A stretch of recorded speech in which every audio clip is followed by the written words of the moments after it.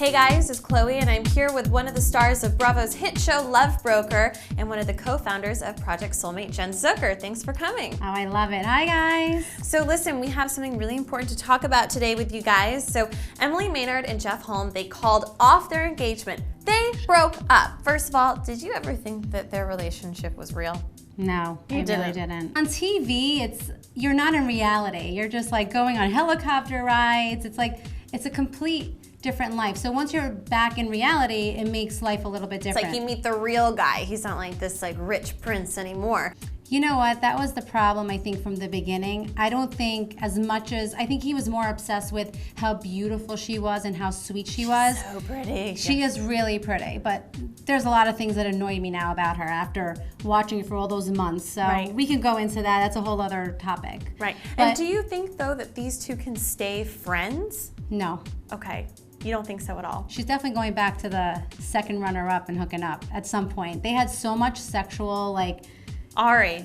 Ari. Yeah, that was his name. I know. Loved Ari and sent him home, and that was really sad, and he was really upset about that. Now, I guess what would you tell girls out there that think, I can't find love. I should go sign up to be on The Bachelorette. Do you think that that's kind of the right way to think? No. I don't think it's the way to go meet somebody. I think if anything, a lot of the people on that show, they do want to meet someone, but they also like the idea of being on TV, and that's like a big thing to have cameras on you all the time. So it's definitely a certain type of person that could do that. Just be open. If someone wants to set you up and they're a year or two older than what you normally would not go out with, go. It's one night of your life. You never know. Their best friend could be your soulmate. And she would know because she actually co-founded Project Soulmate with Zaslow, and you set people up for a living. Yeah. But I guess if you have any advice for Emily Maynard right now on how to heal her broken heart, what should she do?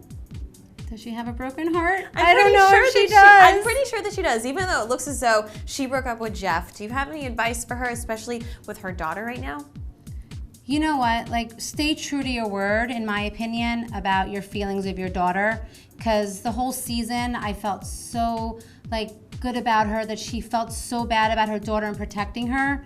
And she knew eventually all this stuff was going to come out. Mm-hmm. So to me, it's stay true to your word and just really try to stay out of the media, because I'm sure you're an amazing mom, by the way, but just try to stay out of the media. That's and maybe we'll see Jef as one of the future bachelors. All right, now I'm here with Zaslow, and we're going to talk a little bit more about Emily and Jef. Okay, first of all, for all the single mothers out there that are looking for love, what is your advice for them, and does it make it harder for them to find true love? It definitely doesn't make it harder, because it shows usually they're commitment-minded people if they were committed once. Mm-hmm. But then again, you could have a kid alone, so you never know. If they were in a relationship, also probably pairing up maybe with someone else in a relationship. Right. But the advice would be, of course, not to introduce your child to the new potential suitor. So would you say that don't ever introduce a boyfriend to your child unless you're going to get married to them? I wouldn't say, obviously you couldn't even make that decision until you saw how they were with your child. Right. But I think that just advice in general, waiting. Okay. Till the last possible What moment. should you tell your child about meeting this person? Should you always just say, meet this friend or something like that? That's a great question, but I'd assume the child would know, also depending on the age. Mm-hmm. But for example, with Ricky, she's old enough to know. Yeah, she's 7 years old. Exactly. So explaining, mommy is dating and meeting people and understanding her, always keeping her in the loop, not in the dark, but not constantly bringing home people. Now, if you're someone in the public eye, like Emily now, and like Jef, is it even harder to find true love because you never know someone's motive? So this can not only apply to celebrities, but if you have a high-powered job or you make a lot of money, how can you figure out what someone's motives really are with you? Use a matchmaker that's confidential like ours, and then they won't know anything. I guess you never really know anyone's motives anyway, whether you're famous or not, because some people are multi-million. That's what I'm saying. That are not famous. Right. People spend 7 figures to have their name removed from Google. So. Right.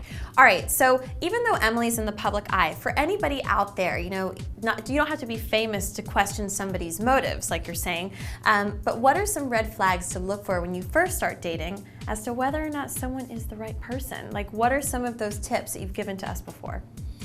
I feel like it would be the same, making sure they're truly interested in you. Their words and actions are always one of the same. If they care about you and want to see you, they're going to make an effort. I mean, if you want to know the end, look at the beginning. So someone who's super intense in the beginning will usually be that way as a person in the end. Right. I mean, there has to be ebb and flow. A relationship's not like, I met you, I love you, I want to marry you. But especially in the format of The Bachelor, it's like all roses and literally, and it's all great. You're on these amazing, 5-star resorts. It's not reality though. This is not real life. So, I mean, Right. well, unless you're like Paris Hilton or something like that. All right, so right now they've both released really sweet statements, but what is something that they can do to kind of keep the peace? Because the worst thing is a bad breakup. Well, they both seem like their statements have been beyond politically correct. I think they both have great PR people. But I think Jenn's point to definitely stay out of the public eye, stay out of the media.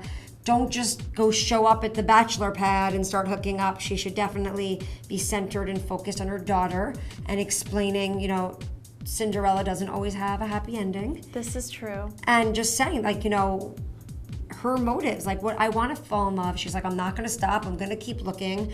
I know my person's out there. And I think she has the right attitude because people fall in love all the time. I mean, she's had beyond heartbreak. Right. So for her, I know that she's trying to be the best mom she could be. And she is a good mother, and she's gorgeous, and we're sure that she's going to find somebody else, but hopefully not on reality TV. All right, so for more on what Lori does, they can follow you on Twitter, right? What is your Twitter handle? At Project Soulmate. And then you guys can also go to projectsoulmate.com. And don't forget to like this video right here, subscribe right here. And for all the latest news, gossip, style, beauty, and more, keep coming back to HollywoodLife.com. Bye, guys.